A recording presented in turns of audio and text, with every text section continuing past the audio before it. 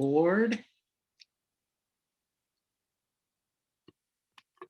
Hey everybody, it's Sean Murphy with 1455. We are back with the 1455 interview series.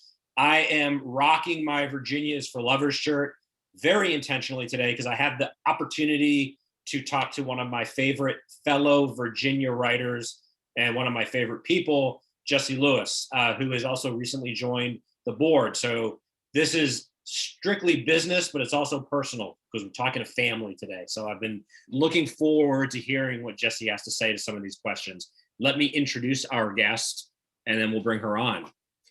Jessi grew up on a blueberry farm in rural Virginia. Her essays, short stories, and poems have been published or are forthcoming in, among others, Oxford American, Carve, Sonora Review, The Pinch, Yemassee, and Appalachian Heritage. Jessi's novel manuscript, She Spoke Wire, was a finalist for the Penn Bellwether Prize for Socially Engaged Fiction. Oxford American chose her amazing short story, False Morels, as the 2018 debut fiction winner. Her work has been supported by the Tin House Summer Workshop and Breadloaf Environmental. Jessi has her MFA from West Virginia University and now teaches writing in the Shenandoah Valley of Virginia and is in the final edits of a novel. Jessi, welcome. I can't wait to talk to you. Hey, thanks, Sean. Thank you. That was awesome. Yay. All right, let's get it on. What is the first book that made you want to be a writer or a book that changed your life? Oh my goodness. That's the kind of easy question, right? Yeah. I mean, I think it's cheesy because I think the first time I was in a history class in high school and I had to read The Grapes of Wrath, which completely blew my mind at the time. And now, The Grapes of Wrath, it doesn't have that same power for me that it did at the time.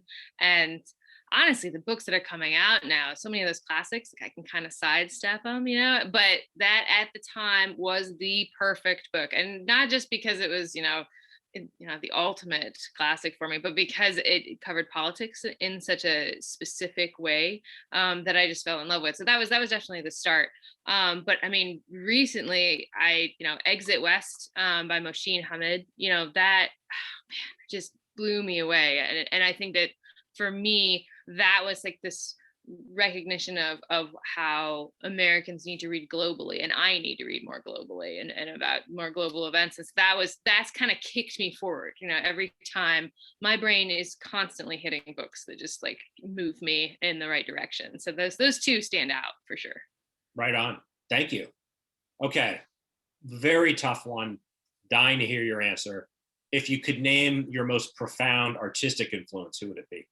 Oh my gosh. Okay. So, right. That's a terrible question. Of course. Disclaimer that it can't be narrowed down, yada, yada. Oh my God. Yeah. I mean, I'm sure everybody says that, right? This is the question that, and I started off as a really into visual art. I was really into poetry. I'm all over the place in my interests. So it's very hard to narrow this down. I know conceptual art really blew me away when I was young. And so there's this conceptual artist, Janine Antoni, and she set up a wire across the horizon line in Hawaii, and so that she could just walk across it, and then she videotaped herself so that it looked like she was walking on the horizon line. And at that time, it was like, oh, so cool as a metaphor, right? As an image, like this is the coolest thing.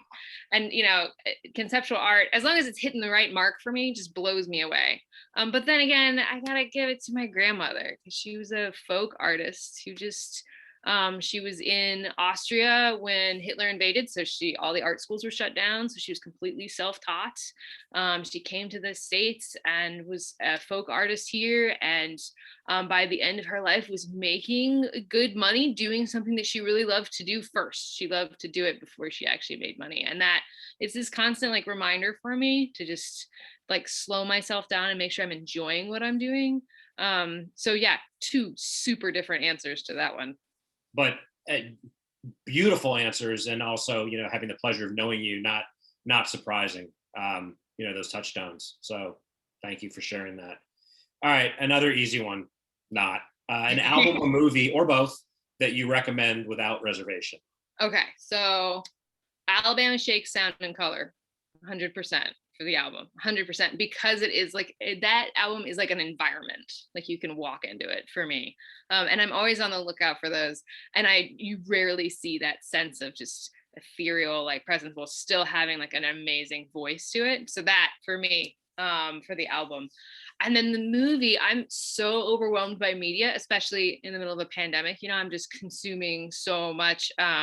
It's wild how much influence has come into my life recently. But I do really love that movie that came out is right before. In fact, it was like the last one I saw in theaters, I think, is Jojo Rabbit. And I like it. And I know it was a little controversial with the Nazi stuff again. And my grandmother's involvement in that era really changes my viewpoint on it. But I really love movies that make us talk about villainy and how to question villainy and how to view it. And oh man, that movie did it in an interesting way. And so I've been trying to tell just about everybody I meet to watch that movie that you'll either love it or hate it, but almost everybody cries to it. And that's the magic of that movie. Right on. So I have to say, my dear friend and fellow 1455 board member, Jamie Barlow, asked me a few weeks ago if I'd seen it. And I said, it's on my list, and not satisfied with that, he bought it and sent it to me. So it's literally sitting on my entertainment center. Wow, it's so good. When there's a humor and like extreme sadness balanced out in like this beautiful way, it's like, oh, we can be depressed and happy simultaneously, and that's an important part of life, right? It hits you. Okay, wow. Two people whose recommendations I take very seriously. Now I was gonna watch it, but now it's like it has to happen. All right, done. Perfect. All right, what about the best first or last line of any book ever? What's interesting about that? I have such a conflict with this because I think we put too much weight on these, right? In some ways. And at the same time, like I know that I say that, but I will also fight with myself to make those perfect lines when I'm writing. Like I'm desperate to do it. And what my go-to was always, Gatsby, the "So we beat on, boats against the current, born back ceaselessly into the past." But I actually don't think that our modern viewpoint on Gatsby that actually hits what it's about anymore, because we don't trust Nick anymore. And so that line doesn't really work as well, which is so interesting to me. It's a beautiful line. But oh man, so yeah, this question is a crazy one. But then I just read In the Dream House by Carmen Maria Machado, and I have this on my screen so I don't mess it up. My tale goes only here, it ends, and the wind carries it to you. Which is, she references it directly because it's nonfiction as a folktale out of Panama, right? So it's this very specific, and what's very important to this is that the concept within the line reflects the style of the writing and the style of the whole piece, which is the hardest part. And for her, she's doing constant cultural references while talking about her relationship. And that is a cultural reference that references like nonfiction, how it's so difficult to end it. And so for me, as a recent one, I read that and I was like, oh man, Carmen Maria Machado, you're amazing. So yeah, there you go. Awesome. And I always have a special appreciation for the people in the series that are bringing in contemporary stuff. We have to and must celebrate our classics, but man, let's broaden that palette. And that's that. I appreciate that because I haven't read that yet. So add it to the beautiful one. Tower of Babel in my bedroom of books to be read, sooner. All right. Is there an underrated author, contemporary or classic, that you'd like to give a shout out to? So this one's tricky because there are so many, because we're we're just so divided between small press versus big press. And there's so many people who just get overlooked. And then this is also problematic because I really believe in short stories and I think they've really changed me. But the percentage of people who read short stories just so minor. And so and then of course, I'm kind of obsessed with marketing and book marketing and how these things fit together. And so when I look at Kelly Link's work, a lot of writers who write magical realism know Kelly Link, and I don't think a popular audience is as familiar with her as they should be. So I would throw Kelly Link out there, who just was one of the people who really broke down the barriers between fantasy and literary work, because that is a thing now. I mean, that is absolutely, it's completely, that line is almost completely destroyed between those two things, which is very, very important. And she was definitely kicking that off along with Karen Russell, and with short stories too. And then the other one would be Edwidge Danticat, who her novel Claire the Sea Light was a view of Haiti. And I'm always looking for novels that give me a new window to look through. And that was that window for me when I came across it. It was this very important window for me. And so I always say, like, these are the two that I'm pushing all the time, that I feel like, I mean, she's done great. Edwidge Danticat has done great stuff and has gotten a lot of attention, but not necessarily on the popular market. Right. Beautiful. Thank you. All right. Why have you not read Moby Dick? Or if you have, is there a classic you've been meaning to visit? So what's weird about me is I read Moby Dick and I freaking loved it. We are a small but passionate family. Yeah, there you go. I think I was probably 21 when I read it, which is also very interesting because I want to read it again at my age, my viewpoint now. But at the time, it was the perfect time to read it. But I also I've also always promised myself I would read Ulysses, and now I'm like, do I need to read Ulysses? It's such a funny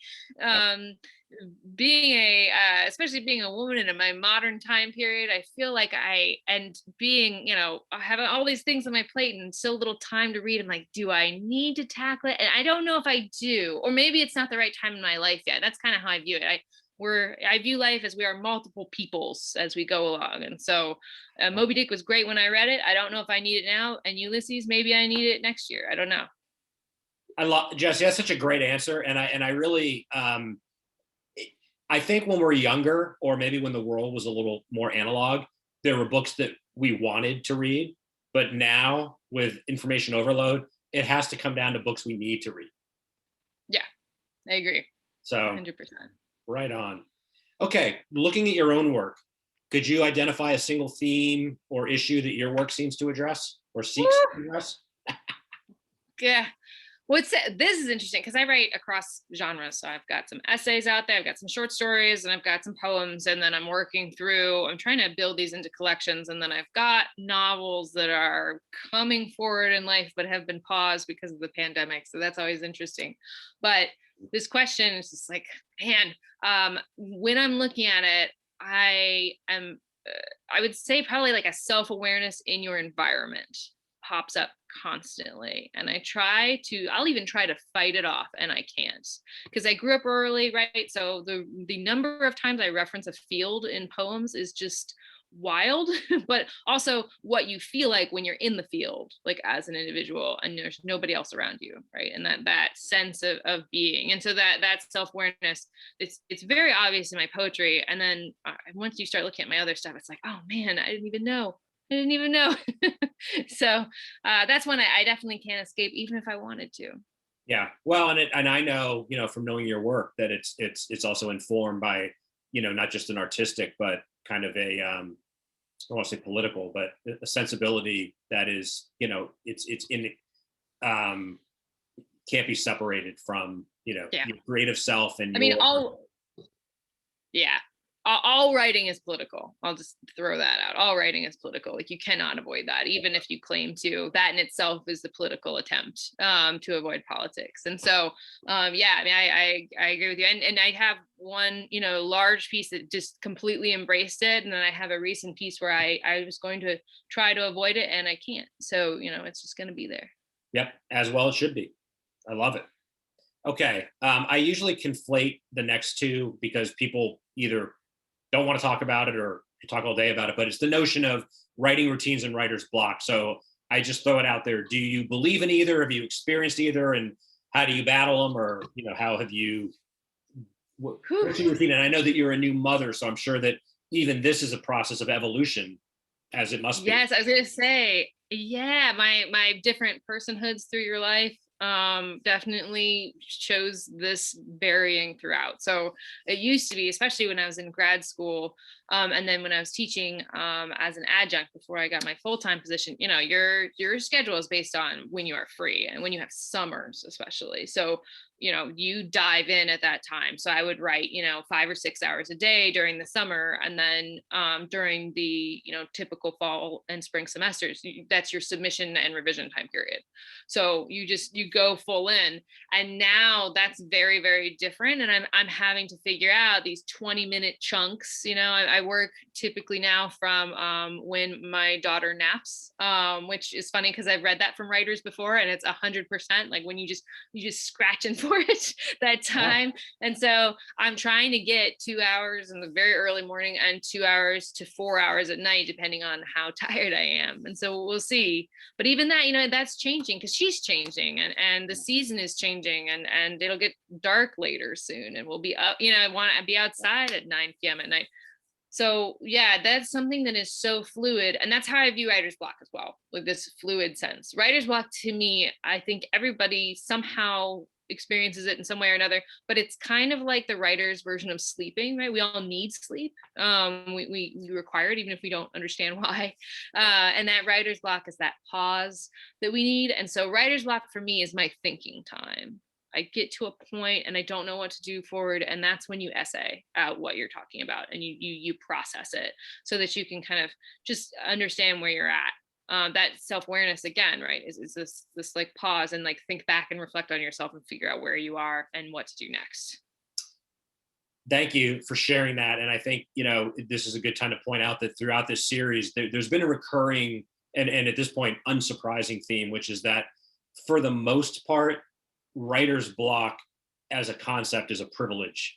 Most writers, and you kind of are exemplifying, if life is giving you certain periods of time, it makes you realize how precious that is. But also, I think the notion of cultivating a literary life, however pretentious it sounds, the reality is you get to a point, or you aspire to a point where you're always writing, even when you're not writing. So these downtimes can be very productive. And it's a matter of kind of training your body and brain to always be thinking, and always, you know, never separating the act of creation from the thinking about the creation. I think good things happen when you do that. Yeah, 100%. Yeah. Right on. Okay. How about a setback, artistic or otherwise, that when you look back on it, may have actually put you closer to the trajectory that you now find yourself on? You know, it's interesting. I don't have any like personal setbacks, well, that like really overwhelmed my writing. I think again, like I always shifted, I always jumped to something different. I have a lot of things in my life because my writing has never been particularly lucrative, right? So you're always balancing it with something else. And so which is not necessarily a bad thing. You know, if you're scraping by, your writing often has more drive. Um but I think when I think of the thing that like threw me for a loop the most, it was when I decided that I wasn't going to write anymore. I was tired of the scraping, and so I was going to go into technical writing, and I was going to be that efficient and practical person, and it totally didn't work. I was going to do it. I spent 2 years on a degree for it, and I'm really glad that I did it. It helped me in my future endeavors. It also actually helped me with my writing and be very particular and technical. Sure. But at the same time, it was like I was writing poetry in lectures. You know, that's not good. That's not good for your future technical writing. Uh, but yeah, I think that it was almost good to question it, right? I always like that about Judaism, actually. Judaism, right? The concept within Judaism that you want to question your religion, because if you question it, then and it gives you the answer that fulfills you, then you'll come back to it. And I always really appreciated that. And I think that that's something that you want to do with yourself as well, right? You always question what you're doing. And if you're in the right spot, then you'll be happy there, or you'll find satisfaction with it. And so I was really worried I was headed down the wrong impractical path. And then I was like, no, that's exactly where I should be.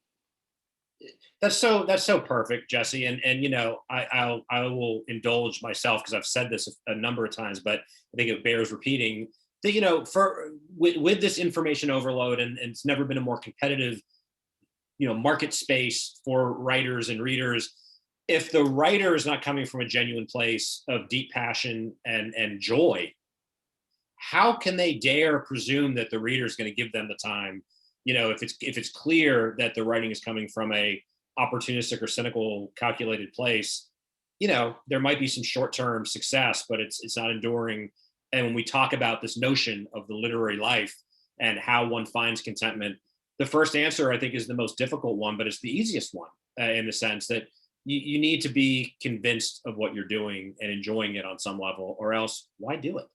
Yeah, absolutely. I mean, I think people will set goals and go for them kind of blindly a lot, and they'll get there often. But that doesn't mean that they're having a good time. Right. So on the heels of that, and you kind of already alluded to this, but maybe expand a little bit on how have you developed your career? And I ask this with a light to knowing that you are a teacher and you admirably write from it. You do cross a lot of different genres convincingly. So I'm interested to hear how this is all kind of unfolded. Yeah, well, I mean, I've been writing forever. I was one of those little kids that was writing probably too early, reading stuff I wasn't supposed to be reading, that kind of thing. But I always my parents were both teachers. They both taught at a community college, and that really changed my perspective on things because I saw them change so much as they taught. They learned from teaching. And I Mm-hmm. really like that, because it seems like teaching for people who are outside of it, that it's kind of a cyclical thing that you can get stuck in. And I imagine you can, but it also means that you can restart every year. So you can grow every year, every semester, depending if you're K-12 or if you're at community college or regular 4 year. And so it's really interesting for me to view teaching as that ultimate window for me, not just into like students and being connected with people, but also into like myself and my own growth. So that was kind of this like side goal of where I wanted to head as I went through. So I went to James Madison University, did the undergrad there in English, did the technical writing through Writing Rhetoric and Tech Comms, and then I went to my MFA at West Virginia University. And I can say the most influential thing there is probably the people that I met. Right, West Virginia University is not. It's not Columbia, right? It's not this. These things that are but I that are highly coveted as like the ultimate school. But then again, I didn't pay for it, and that's something very, very important that I think a lot of these MFA versus NYC discussions overlook, is the extreme class divide that comes from that. I couldn't have moved to NYC in my wildest dreams when I was in my 20s. And so, Right. yeah, so my MFA there, it set me up for teaching. It set me up for specializing myself, but then it also gave me this amazing group of people that I can contact and especially during this pandemic, the value of them has just been amazing, emotionally, and then also for my writing as well. And so that really helps. You go forward, you make sure that you head into life, you're balanced personally and you're balanced professionally, and then you'll be okay in either direction. So after that, the hardest part was adjuncting. And then eventually I got my full-time teaching position at a community college, and I moved back home, which was a brilliant idea. Actually, I didn't know if it was at the time, but I'm really happy with that decision. So I get to be part of my family. I get to teach and I get to write. And if I look back, those were my goals. So now I got to come up with new ones. Yeah. Very, very inspiring, and I think kind of what is implied in everything. The answer is perfect. I don't want to try to improve upon it, but I will simply add that what you're really talking about, and again, this comes up in this series by design, is this notion of there's not one way to build a literary life, but it's a lot easier and more satisfying if the person is engaging with community. And you beautifully express that specifically with the MFA experience. This idea of, yes, it's a very solitary process. There's a lot of alone time. There has to be, but being involved in community, it necessarily means outward looking and helping others and being interested in other people's lives and work, broadens your networks and broadens your reading list and influences your writing in ways you might not imagine. But you, to me, exemplify kind of that very necessary and refreshing impulse to also be interested in other people. Yeah. What else am I going to write about? Am I going to write about myself? Like that's pretty lame. And so I found that teaching especially, like, I get in my head pretty deep when I'm writing, and teaching brings me out of it, and that's these two things help each other. Yeah. Balance. It's all about balance. Yeah. So I imagine, you're so grounded, and it's so refreshing and admirable. But is there something 10 or even 20 years ago as a writer that you wish you had known? Oh, I seem grounded. I it's funny because I wish that I could tell. I'm 32 now, right? So 22 years ago, I would have told myself to just know that it takes time, but to also keep rushing it, right? Like, that was the anxiety of it, was that I was running out of time. I really wanted to get under one of those under 30 lists, which is, now that I'm 32, it's embarrassing that the list is under 30. That's our level, right? That we're just going to cut off everything else, right? you know. Um, but I do think that when I look back at the anxiety that I had about time, by pushing myself and by trying to hit those goals, like, I managed to get where I am, and to get some decent publications, and to do some good stuff. But at the same time, it was such an anxiety that I would hit the drop, right? You'd hit the cliff that you didn't get to the goal, and you'd have to make new ones, and it feels like, it's a setback, but they're not really setbacks. They only feel like they are. And I think that's something to kind of to think about when you're really young and you're writing, because I knew a lot of people who took their time and had that sense of balance, but never actually did get to what they wanted to. So there's a very important median, and I'm not sure how to define this, but I know that I wish my 22-year-old self would have just been like, it'll be okay if I don't get a book by the time I'm 30. Right. Right. Um, you know, when I mentioned grounded, I should point out that for me it was initially disconcerting, and then it ultimately very refreshing over the years, reading about whether it's Philip Roth, or any number of authors that we would put on a pedestal of, that's the 0.1% in the literary world of success, and commercial dash critical. And when you read about how unsatisfied, or these people are still striving, or they're not finding joy in the work, or there's something to be desired. To me, that is a reminder on a human level, like, be careful what you wish for, but also, again, I hope it doesn't sound trite, but if you're not deriving satisfaction, of course you want to write and get readers and connect and open up dialogues, and maybe have your work appreciated. But if you're not putting something in the world that you feel good about, and that critical first step's not there, you're probably on the wrong track. Just like, I think, and it's easy for me to say this on the outside looking in, but those that are successful, however we define that, if they're not feeling fulfilled, like, would any of us want to change places? So I think that notion of balance, and you have to write for yourself first, and most of the other things will follow from that. Yeah, I would agree. And I really appreciate how we seem to be heading more into a direction of honesty with this. And I think that's really, really important for the literary community, right? What was the hard part? I went to a conference and Alexander Chi spoke, and he recommended that writers always take care of their feet and their teeth.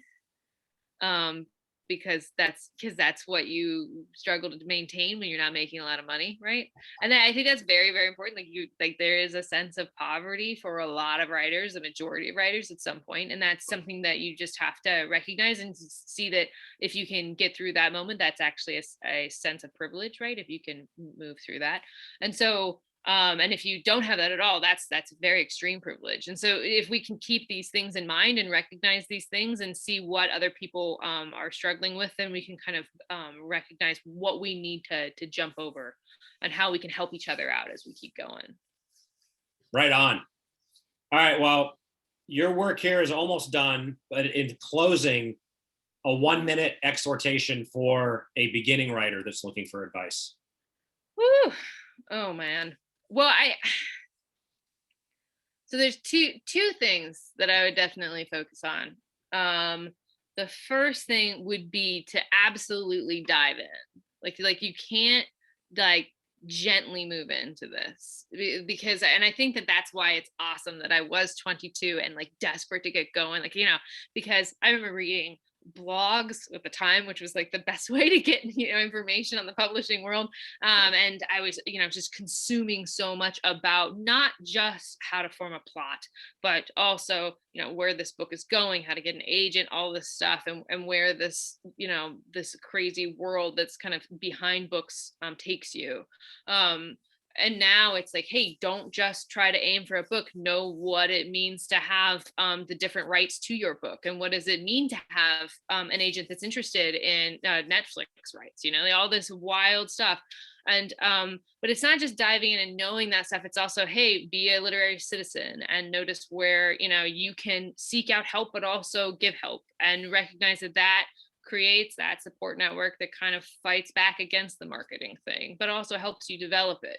So I find that a lot of writers are so focused on that old viewpoint that actually, it's funny, cycling back is actually kind of supported by the classics, right? That sense of genius and just developing at the line level and holding on to your art. And that's lovely, but I don't think that it holds anymore the way it used to. And so, yeah, I'm 100% like, hey, just dive in, make sure you're in the right genre, make sure that you want to be literary, make sure you want to have whatever niche you're in be yours, and be, really dedicated to it. So that's the one thing, is that full immersion. And then the other thing is I am terrible at promoting myself. I am terrible. I like that even you asked me how I developed my career, and I didn't talk about publications at all. I'm terrible about that. In fact, we just had this conversation because I got the little nomination in the back of the Best American 2020 for one of my short stories, and I've told Thank you, and shame on me for not remembering to put that in your bio. Seriously. Well, I need to send you an updated one, but that's on me for not updating my freaking bio, right? It's a sentence, and not that it may not matter so much in the grand scheme of things, but it should matter to me, right? And it should be important, and it shows you that you worked. And so, of course, it'll help you always, right, to talk about these things. But it also needs to help you personally, to see like, oh, hey, this constant work ethic that I have is actually getting me somewhere. And I need to not forget about that, and not let that kind of slide to the background as the rest of the world takes you over. Yeah. And, I think, our relationship, for those of you checking this out, really exemplifies what we're talking about. It's not just being part of a literary community for the obvious right reasons. There's an element of genuine people. And in my experience, by and large, the writers who have not had an easy or quick time, crossing over, are extraordinarily generous, very caring about other writers. There's always going to be jealousy and pettiness, but I know, there's few things more satisfying than helping lift up a worthy writer. So part of this community, Jessi and I had talked about her updating her bio, and I said, of course you have to update your bio, but I think we need that encouragement to both check ourselves, get outside of our little heads, but also to have the community of solidarity that helps us promote and cross promote and collaborate. It's, I think, an appropriate way to end this conversation, which is that's really the whole purpose behind 1455. I know it's why you initially got involved and have continued to be involved, and the kind of work we're trying to do, which is be a place or a series of places where writers that do feel, a little isolated, let's take advantage of the technology we have. We bemoan, and in a lot of cases rightly, right, we bemoan these devices that take up all our time, but we also can celebrate that technology means there can be more inclusivity, and there are ways there's no excuses to not be involved and following the lives of other writers and being part of a community or some communities. So I certainly encourage everyone to do that. And please know that 1455 is a place where you can be part of a community that will be happy to help promote your work and encourage you and inspire you. And if you have those intentions, then like despite setbacks, you're always headed in the right direction, which is like such a confidence booster and such a relief, right? To just know that like as long as you keep going, knowing these people and doing these good things, something good will happen to you. And that's a good feeling. Absolutely. And in closing, I'll say with complete sincerity that case in point, If you're living a literary life and being part of a community, you meet amazing people. So I'm very honored and always happy to know that Jessi and I met through writing, and are now working together to advance this community that's very real. So Yeah. thank you to one of my favorite fellow Virginians and writers. We will talk again more soon. And again, those of you checking in, check us out, 1455litarts.org. You can find out about the summer festival, which is coming up, and our ongoing series of all this free programming. And if you want to be involved in any way or support us in any way, let us know. We'd love to have you, and we'd love to talk to you. And so until then, be well, keep reading, keep writing, and keep being part of this community. Yeah. Thanks so much, Sean. My pleasure. Thanks, Jessi.